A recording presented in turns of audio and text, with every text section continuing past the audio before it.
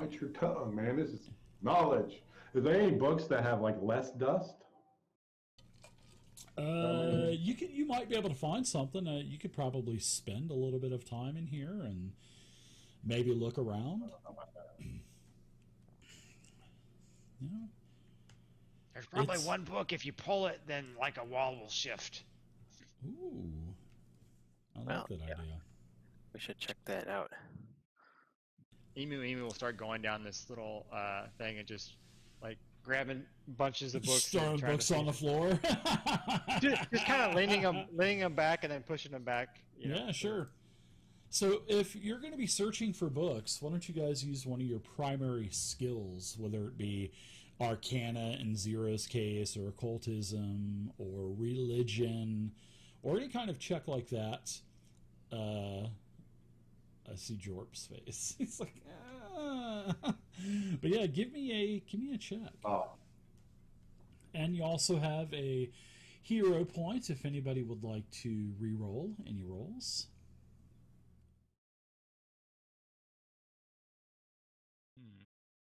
I'm too busy looking at the dust. I wonder if they have any cool books about like circuses and stuff like that. Sure, there's a couple, as you're kind of looking around, it seems like there's no card catalog there. Remember going to the old school type of library as a kid and having to look up and all those little, Can you imagine Emu going and using a card catalog? That would be the funniest thing ever. That would be funny. You're throwing papers around. You know what else would be funny? Watching our youth nowadays go into a library and try to find a book with the card catalog. That would be funny, too. According to the Dewey Decimal System, it should be at 760.426. Rounded up to the nearest decimal point. So I will say this. Everybody is finding some books as you're, kind of putting two and two together. You can see that the books are in order. But I will say this. Omi, you find two books. And they're kind of close to each other. And the first book you find is called The Deeds of Araden. And the second book is the Moonstone Oracles. And these are quite interesting because, as one of your other colleagues or fellow adventurers have mentioned, these books actually do not have a lot of dust on them still. It looks like these books may have been recently gone through. Hey guys, take a look at these books. They don't have much dust on them. I'm going to lay them down on the table and begin browsing through them. I thought the books that had the most dust were the most valuable normally. That's what they always taught me to steal first, was the ones with the most dust. Well, that's the most boring. The most dullest. The dullest was okay. Boring. Seems like the ones on spoons would get the most use, but who knows? There's like an inch thick of dust over here on your spoon book. There's a book on, I guess you could say, etiquette, that has some pictures of spoons and other cutlery. This is where you put the spoon, this is where you put the knife, this is where you put the soup spoon, fork, stuff like that. But as for just a pure book on spoons, nothing like that in here. You're gutted. Because that's what you were probably subliminally really looking for. You weren't caring about finding the Deeds of Araden or the Moonstone Oracles or anything like that. You were probably just wanting to find a book on spoons. Well, as long as I got these out, let's skim through them real quick. See. Okay. Yeah. So the Deeds of Araden. This is actually a rather large tome, and it's got these onion skin pages with all kinds of beautiful symbols, writing, and it talks about the various legendary acts of Aerodyn. There's like three big parts to it. There's what he did before he ascended to godhood, his godhood, and then kind of post, kind of when he was starting to fade out and lose power, but still, as a god, sort of like transitioning. And so this book is over a century old, and it doesn't, that Aerodyn is dead. He's been dead for quite a while. I think, according to the timeline, I think he's been dead and gone for about 100 years now or something like that. So this book doesn't mention anything about his death. And basically there's just all kinds of long-winded narratives and passages relating to the background of him. And as you're kind of going through the book, towards I'd say about 2/3 of the way through, you find a loose sheet of paper kind of stuck between one of the pages, and I will drag and drop that onto your portrait so you can take a look at this handout. And the other book is called the Moonstone Oracles, and basically this book talks about the Moonstone Hall, the construction, and its primary wonder, which is the Moonstone Pools. It talks about the Moonstone Pools and how it takes, if you add a natural spring water to it, it acts as a conduit for powerful divination. And then it talks about how the followers of Aerodyn, or the Aerodynites, how they created these items that were meant for each particular pool, which are, then there's a diagram, voila, one of, a magical circlet, which is the diagram that's in the book. And these things, and these circlets are called Moonstone Diadems. And basically when you put one of these on, the book tells you when you put one of these on and you use the pool as a receptacle, it will basically show you visions of whoever stored visions inside of this circlet and the pool. And it mentions that not only did the priest did this, but visitors that would come to the main part of the temple, aka where Givzib just had, and it mentions the pool room and near the main chamber of worship, then they were also allowing visitors worshiping Aerodyn to imprint their memories into the pools as well. So not only the priest, but visitors of the city and worshippers of Aerodyn. So from this book, it sounds like we might be able to use that pool up above to gain some information, use some divination magic. Mm-hmm. But it doesn't mention, that first book doesn't mention anything about the death of Aerodyn, which is kind of, it's an old book, that's for sure. So that's why it doesn't. All right. If there's nothing else interesting in them, I'll close them up and replace them on the shelf so no one knows we've been through here. Okay. So what do you guys, as nothing else is going on in this room, what do you guys want to do?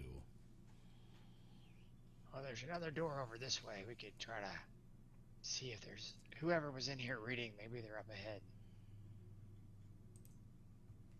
Let's check it out. All right, I will try to again quietly open the door here. Sure. Checking for traps, all that kind Do of stuff, I guess. Yeah, do you keep the door open coming into the library, or do you close it as well? Because it looks like the door was open. It was open. Yeah, we should probably close it. Okay. Yeah.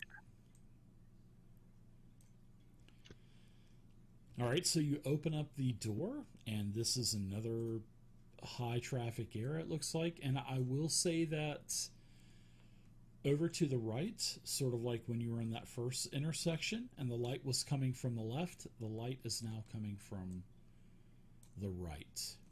And then ahead of you, about 25 feet, there is another large 10-foot wide double door.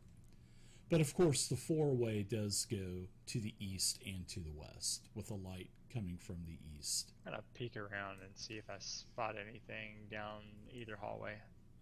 Sure. So when you kind of peek around to the left, Emu, you see that same type of wooden floor. So you're thinking from the original four-way where you would have went straight and hit that wooden floor, it looks like this is probably the same room, because you can look into the room, and now you can actually see that there's a couple of long tables and there's a bunch of chairs kind of scattered about around the table as well. I don't see anybody yet. So I'll kind of keep moving around this way. Sure. I'll wave the guys on.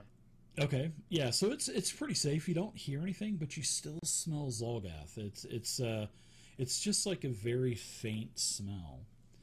Now, as you kind of come to the end of this eastern corridor, there are a bunch of doors lined up. I mean, you can see, a half dozen doors from north to south. Might be where the monks slept or something. Could be. It's like a dorm. Looks like a dormitory. That's a big word for me, but I learned it a long time ago. That's like a $20 word for a goblin. For emu, yeah. Well, why don't you check some of them out? Okay. Just looks like a plain wooden door like you had seen in the lower parts of these chambers, so Maybe go up to the top. that's up to you. Work our way down. Sounds good. All right.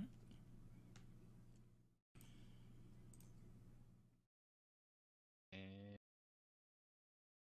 here we go. All right, so you open up the door. This is not a room, actually. It looks like there is about 10 or 15 feet, and it looks like the passage continues to the north. Well, go ahead and look down that hall, and then we can close it and look at these other ones and see if they're rooms. We'll come back to that one. All right, on to the next door.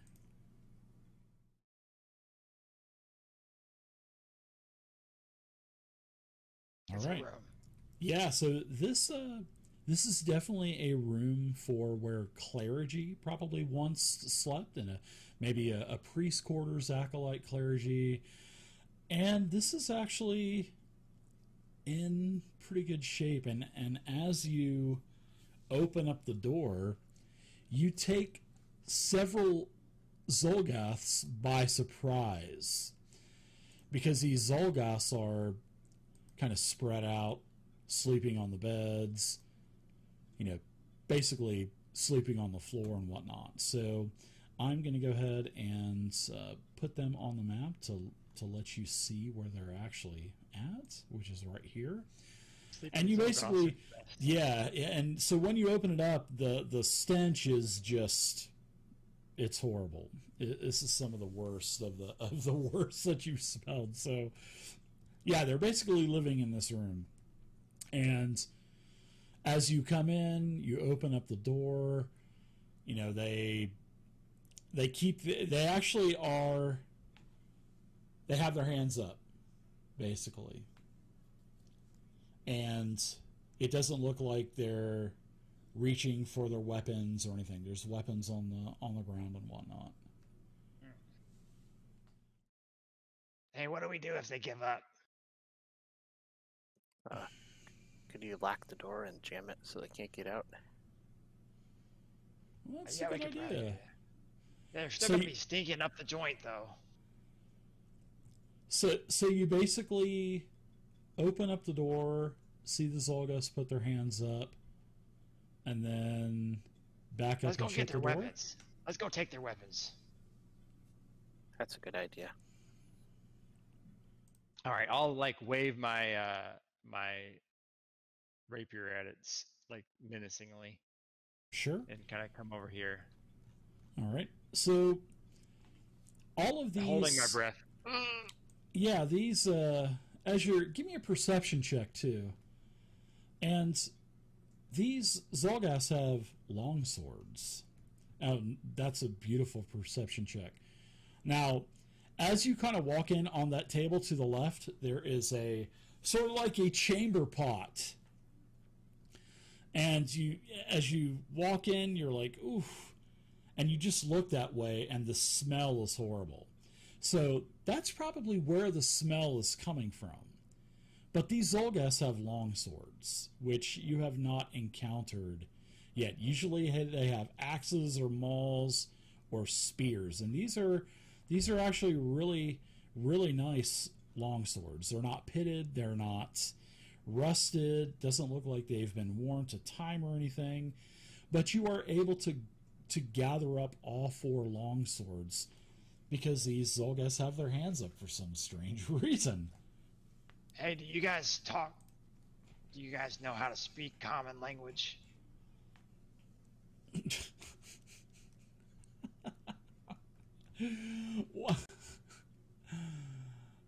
One of them says, "Of course we do, mate."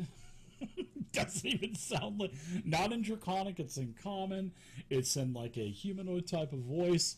This is not at all, mate. I'm really confused. You don't sound like a normal Zolgath. Do they smell like normal Zolgaths? It's the chamber pot that smells horrible and is basically stinking up this small room. Hey, are you guys really Zolgaths? Or under some kind of illusion magic? Because you don't smell like... Yeah, we are not Zolgaths, and one of them kind of appears and changes its form to this type of creature. Very fleshy looking creature with long nails, a faceless expression, huge pitted eyes, and yes, they say that they are Faceless Stalkers. That sounds like a very friendly name. I would go as much to say as Zero and Omi, you would know that a Faceless Stalker is an aberration type of creature. You actually went to the Bardic College and Sorcerer School that day and remember hearing about Faceless Stalkers. Can you look like a goblin and a kobold? Yeah, they kind of change into different shapes. Sure, one of them changes into a goblin, one of them changes into a kobold for you. That's an improvement. Well, it said that they are representing Zolgaths because we're trying to get out of here and we want to seize the opportunity to make peace with the people here in the city. They have been, portraying Zolgaths for some time. They've been worshipping Zev-Gazib, and they want to stop that, and they are defecting. And they want to make peace with, he says, we want to make peace with you surface dwellers. Are they being truthful? Do you guys want a job? And what type of job is that, and how much does it pay? Job in a circus would be great. Have you ever seen a circus before? I've never heard of this word called circus. What does it do? That's a good idea. Well, I mean, we can put on shows, and when I mean shows, we can do pretend, like you pretend to be Zolgaths. You can pretend to be, well, whatever creature or thing you want to be, and you entertain people. I know this word entertainment. Then they give you money, and that's cool. You mean the shiny coins that you humans and other humanoids use to purchase things and other, to buy things and, trade? And yeah, that sounds pretty interesting. So the 4 of these these faceless stalkers, they kind of converge with one another, and they're speaking in a language that none of you will understand. And this goes on for about, I'd say about 30, 45 seconds, and the faceless stalker, in its natural form, says, "We will take you up on your offer to be entertainers." And we can use our authority as wardens to sign you like a written approval and probably go up to the surface. "As long as I have your word that none of us are harmed in the process." Well, like, we do have a couple of acrobatic things, and you might fall down and hurt your. I don't know how you look kind of squishy. You'll probably be fine, but like, you might fall from like a height, and you could sprain an ankle. Like, is that okay, or is just like, because it can be dangerous. I'm just telling you. Like, I was in a circus for a while, and one time I threw my back out, and now I have like these blackout episodes every once in a while. Like, I don't understand what's going on. So is that why you blacked out for about 30 minutes last I really don't week? know the reason yet. I haven't figured it out. Every once in a while it happens. It's just kind of strange. So the Faceless Stalker says they will accept your offer, and they would like to be escorted to the surface. All right, let's escort them out, and then as soon as we get them to a safe place and give them directions back to the circus along with a written note, then head back to where we are now. Yeah, but nice. you can't walk through town looking like that. I'm just telling you, because you'll probably get stabbed with a pointy thing. Yeah, they say that they will change their form to other humans. So yeah, that would be a good idea for you to write a writ, especially so they can get out. Going through the temple, where the guards are and stuff, that would not be a good thing. So, You're doing the world tour. That's all you have to say. Yeah, we'll ask one of the guards to lead him back to the Circus of Wayward Wonders or whatever, and then they can sure ask for the professor. Does Omi give them all a complimentary Spoon the World Tour shirt? Of course, and a personal autograph spoon as well. Wow. All right. So you get these Faceless Stalkers all dressed up in their nice new Spoon the World t-shirts. Give them the writs. Guys. It's part of the uniform. They're just kind of looking at each other, pointing at each other's shirts, So that's a good job, Omi. Omi's always thinking about the circus. That's why we like Omi. Like Omi should be the new what's the one guy that got killed? Yeah, he should be like the new circus master guy. Anybody remember his nickname? 5, 4, Thunder. 3. Thunder. There you go. But all right, you can have an extra hero point. Emu, for remembering. Were you cheating? Were you looking? No, at but I'm looking now because I remember it was something with Thunder. But it definitely was Thunder. So it was just Thunder. That was okay, pretty yeah. quick. Yeah, it was pretty quick. So you have 2 hero points now, Emu, and everybody else has a hero point for starting the session. All right, so you get these Faceless Stalkers up to the surface. You give them the writ, and they are on their way. That is pretty good. So, Omi, you just met them. I like to do things besides just playing I've combat. been fighting alongside you for quite some time now. Why don't I get a shirt? Well, let me see if I got one here in your size. I'm sorry, but I'm sure I got some back at the circus. Pull my finger. Okay. I'll pull it. Fortitude save. Oh my goodness. That's awesome. Hold on. I'm going to see if I can make a Fortitude save for being in the vicinity. Yeah, that's a pretty good save. I hold my breath a little bit. yeah, that was a good one though. Oh, I see how you are. I've smelled worse. All right, I would still I'm say hoping we can 22 stab would be somebody pretty. in this next room. my stabbing arm is getting a little anxious. Yeah, you open up the next the next room, and it looks like personal quarters. There's nothing or no living creatures in here. There's a couple of basically Well, I'll search twin it. beds. They're twin size beds, but they are bunk beds. Like And- fraternal twins or like identical twins? Like what kind of twins? They would be. I don't think. Or can they would be- anybody yeah, sleep they're, in the they're bed? just twin beds. They look alike. Yeah. So yeah, these are just twin bunk beds, and then there's also a like a mahogany wardrobe chest that's on the eastern wall.